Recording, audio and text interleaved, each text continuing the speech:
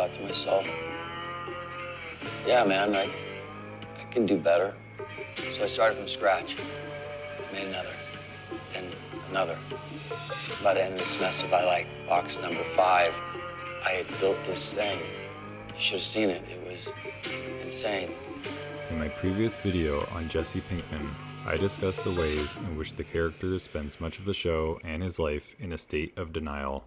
But although this theme runs deep for Jesse, the theme of struggling towards self-acceptance is one which runs parallel for much of the series. Acceptance of oneself is a process that normally entails much introspection and attempts to understand the many sides that make up a person's life history and personality. This means not only looking at positive qualities that one may overlook or undervalue, but it also means accepting the negative parts of oneself so that they can be integrated and developed. In this video, I plan to show the ways that the character struggles with acceptance of himself, eventually leading to a form of resolution by the show's finale. With this information in mind, let's get into the analysis. In the 4th episode of the series, we are shown how Jesse's family life and upbringing may have been contributing factors to his issues with self-acceptance. When Jesse is needing to stay at his parents' house, we are shown a scene with his parents and his younger brother Jake. While they are having dinner together, both parents are paying great amounts of attention to Jake and asking him questions about his interests and activities. They mention things like, "What about Mr. Pemberton? Is he giving you enough individual attention? Feedback's important." It's key, I think. We can infer from their over-involvement with Jake, as well as their strained relationship with Jesse, that they were most likely not very involved with Jesse when he was a child, possibly not giving him the attention and opportunities he required. It seems as though Jesse's parents neglected him when he was younger, and are therefore overcompensating through their intensive attention towards Jake. And although they are now doing everything they can to help their younger child, they may have gone too extreme in the opposite direction, as Jake seems stressed and under pressure, forcing him to hide his marijuana usage from his parents. Later in the episode, we see Jesse going through his old drawings, providing a glimpse of his artistic potential. He looks at a detailed and well-done drawing on the back of one of his exams, which has a mark from Mr. White saying, "Ridiculous, apply yourself." It seems that Jesse's talents were never supported or taken seriously by either his parents or his teachers, causing him to doubt himself and his interests, giving up on them prematurely. While looking through his drawings, he is soon contacted to sell meth to Combo, and he returns to his drug dealing as this is one of the few things he has been able to do and feel accomplished about in life. It's a job in which it's difficult to fail, it provides a great deal of external validation, and it doesn't require him to follow that which is meaningful and challenging. In the first episode of Season 3, Jesse is in rehab after Jane has overdosed on heroin. He is contemplating his life and his past decisions, and while in a group therapy meeting, the counselor brings up the idea of self-acceptance. At first, the counselor asks which of them is there to improve themselves, and then follows this by saying that instead they should be focused on self-acceptance. He talks to the group about how guilt and self-hatred are the things which prevent a person from true change in life. Jesse listens intently as he seems intrigued by the idea, but also confused as to how this might come about. He becomes even more confounded by learning that the counselor had killed his 2 daughters while drunk driving, making Jesse wonder how someone can forgive and accept themselves after doing something like that. Jesse questions how the man can do this, as Jesse himself is nowhere near being able to accept and move on from all the choices he has made in life. He can't seem to get past the person that he has become. He doesn't think it's possible to be okay with certain acts, but the problem is that he doesn't yet comprehend how knowing and coping with what you have done is what allows you to change and to not continue the same patterns in the future. When we deny our wrongdoing, we can't move past it. Later in the episode, he is talking to Walt and reflecting on recent events as he says, You either run from things or you face them, Mr. White. But Jesse has misunderstood ideas about acceptance and now thinks that facing himself means resigning himself to being the bad guy. Jesse has distorted the information and now believes that his past events are defining him.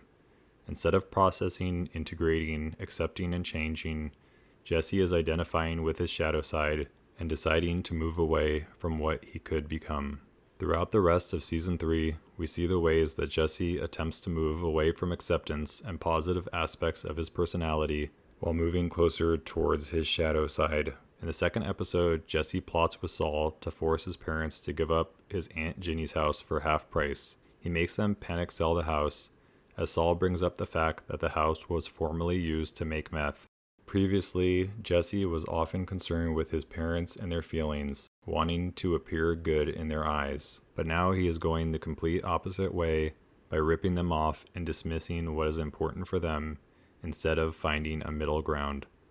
Then in the fourth episode, Jesse goes to buy cigarettes at a gas station and says that he doesn't have enough cash to make the purchase. He instead offers the young and innocent cashier some blue meth in exchange for a pack. Jesse uses his good looks and charm to persuade the girl into taking the drugs. Not only is he using them to trade for merchandise, he is also giving meth to someone who has never used it before, making her a risk for dangerous consequences. And although Jesse continues to identify with his bad side into season 4, we get a few examples of what self-acceptance may mean for Jesse near the end of season 3. In the 9th episode of the season, Jesse is in a sobriety meeting, and the counselor asks him what he would do if money wasn't an issue and he could do anything he wanted. Jesse at first seems timid about the topic by mentioning, I don't know if it even matters, but work with my hands, I guess. Indicating his constant self-doubt. But when the counselor probes with more questions, Jesse soon recounts a detailed story of a time in high school in which he made a wooden box for shop class. He mentions that his first attempt was done without trying, and the teacher asked him if that was all he had. He was able to see this as a challenge to himself, as an opportunity to see what would happen if he actually put in some effort.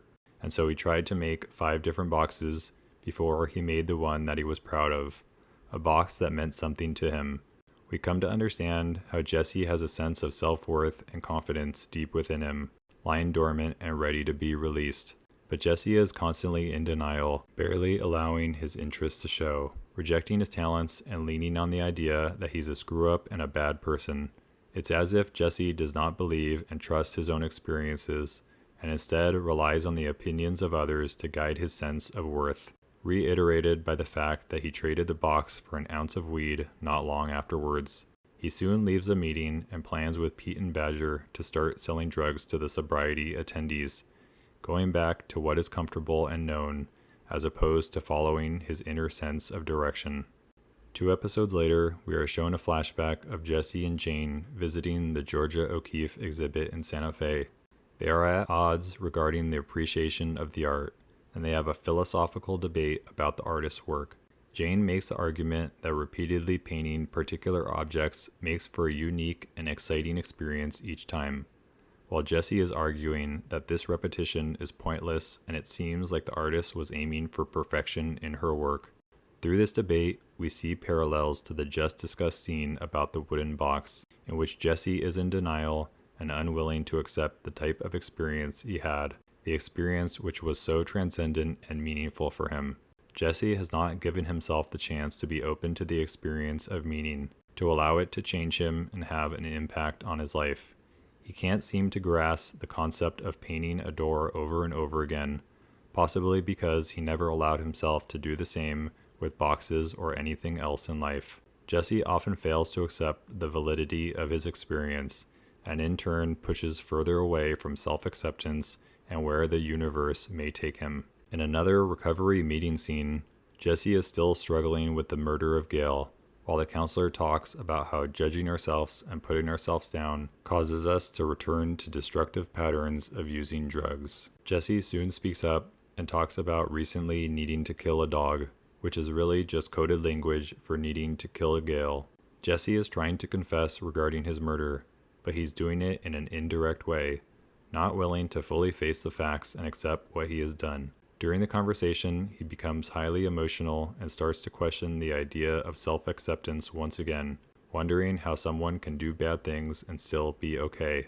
Jesse has still not realized that by fully and deeply recognizing and accepting your past actions, one is able to move on and not allow the past to dictate the future. But Jesse is not one who is used to looking towards the future, instead focusing on the past and current state of his life. He doesn't realize how viewing himself as someone who is flawed and bound to do wrong is damaging. It is the self-perpetuating narrative that prevents him from progress and leads to further dead ends. He often judges and puts himself down, the thing the counselor advises against, causing him to repeat vicious cycles. But throughout Season 4, we also see the ways that Jesse starts to build in self-confidence, showing some signs of accepting parts of himself. After Jesse has begun working with Mike, he starts to feel better about himself due to saving Mike from two men while they were performing a job. Although this was likely set up by Gus, that doesn't matter to Jesse, as he takes pride in his act of heroism, relishing in the fact that he is being productive and helping someone in the process. Later in the season, Jesse is on the way to Mexico to cook meth for the cartel, and he is looking overwhelmed and questioning the entire thing. We might interpret this as him being worried about his safety, but we could also interpret it as Jesse questioning himself and his ability to do a good job. Jesse never trusts himself, constantly underestimating his value, and this time it is no different. But when he eventually gets to the lab and speaks with the head chef, Jesse begins asserting himself when the man calls Jesse an amateur. Jesse questions the cleanliness of the lab and how it looks disgusting, and claims he won't cook until things are cleaned up. Despite constant self-doubt and disparagement, Jesse is slowly beginning to believe in himself and his abilities. He is moving away from denial and is instead accepting circumstances as well as the things he is good at, trusting his own judgments, and becoming the one who others go to for answers. Later in Season 5, Jesse has become more distant from Walt and is beginning to come up with his own conclusions and interpretations of past events. It seems that for much of his time spent with Walt, Jesse was trusting Walt's opinion and what he said, while simultaneously doubting himself and his own perception of events. This often works to Walt's advantage, and as I will examine in future videos, this toxic relationship is the cornerstone of much of their interactions together. At this point, things have escalated with Hank, and Walt is trying to persuade Jesse to leave town. He tells him to start over, get a job, and begin a family. And although Walt seems genuine, Jesse has been through this before, and has an idea of what Walt might be up to. He says to Walt, All right, just drop the whole concerned dad thing and tell me the truth. I mean, you're acting like me leaving town is all about me and turning over a new leaf, but it's really about you. As Jesse is finally trusting and believing in himself, he is also questioning Walt and calling him out on his manipulative actions. But this resistance only lasts so long until Jesse is persuaded to leave, and he is set to be picked up by the vacuum repairman. But as he waits for the van, he reaches into his pocket for his weed and realizes that it's missing. Thoughts quickly solidify, and he fully realizes Walt's involvement in stealing the ricin cigarette in Season 4. Despite a lifetime of questioning himself, his abilities, and his beliefs, this chance occurrence gives him everything he needs to realize that Walt has been conning him all along, while also giving him the ability to more fully trust in himself, accepting the reality of his world that he was always trying to deny. Then, in the series finale, while Jesse is locked up and cooking meth for Todd and his crew, he is shown having a vision or hallucination. It is a reference back to the time when he was building the box in woodshop class, drifting off to a space in which he was doing something for himself and no one else, doing something that mattered and gave him pride and joy. Perhaps these types of meditations or contemplations were regular things for Jesse while locked in the lab. They gave him a chance to be alone with his thoughts, allowing him to comprehend how valuable that experience was for him, as it was one of the few times he was able to fully accept the place where his interests lie.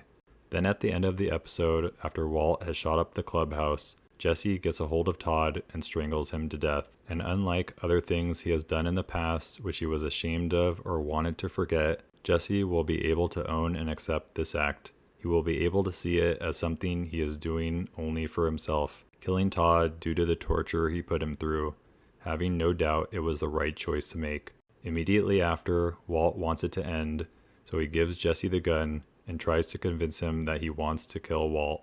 But Jesse wants him to admit that this is a selfish act and that is something that Walt wants. When Walt confirms this idea, Jesse responds, Then do it yourself. It seems the old Jesse would have listened to Walt and done what he said, but that was the Jesse that could not accept his own view on things, the one who could not admit to what he liked, the one who could not accept his dark side as being only a partial aspect of his personality. The new Jesse listens to himself and pays attention to what his inner dictate demands. He is someone who is not living for others anymore, and is instead living for himself.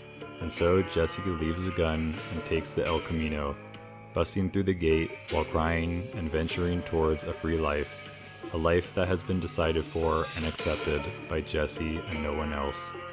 This concludes this episode on the psychology of Breaking Bad. Please watch my other videos on other TV and film characters if you enjoyed this video.